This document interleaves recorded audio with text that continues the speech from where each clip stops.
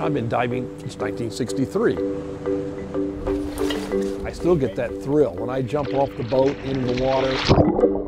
I look at the shipwreck. I think about the history it represents. It's a thrill. I really champion the cause of protecting shipwrecks to let people appreciate that a shipwreck is really in the environment, it's part of the environment. They need to be protected, and they ought to be accessible to the public to appreciate them.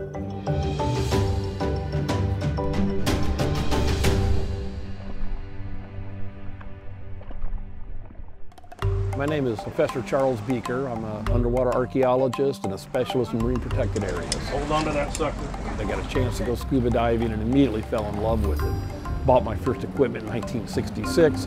By the 80s, I got involved in academics, and then I realized that these shipwrecks are really finite. Going in. They're a porthole to our past. This is a one-time event, and it's a trapped fragment of life for the people on board a ship when the shipwreck goes down that tells us about that time period.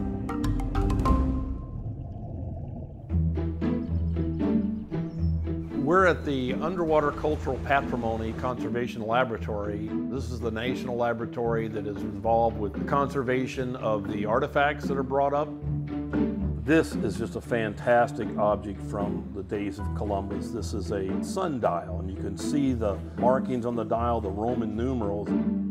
What I saw was numerous shipwrecks that were heavily impacted by either hobby divers or professional salvage operations. You go to the actual sites, and what you find there is relatively little left. If everybody went out and picked up one object, there wouldn't be anything left for us to see in the future.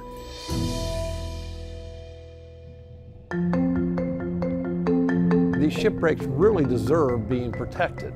I really spent my time trying to look at a way I make sure that in another 30 years from now, others will have a chance to see these finite resources.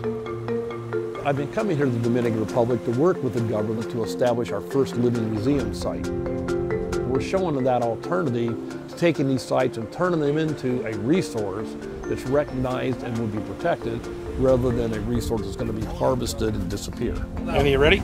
These sites are going to last. They will be around. They're not going away. I'll be gone. They'll still be here, and that's really a contribution I'm very proud of.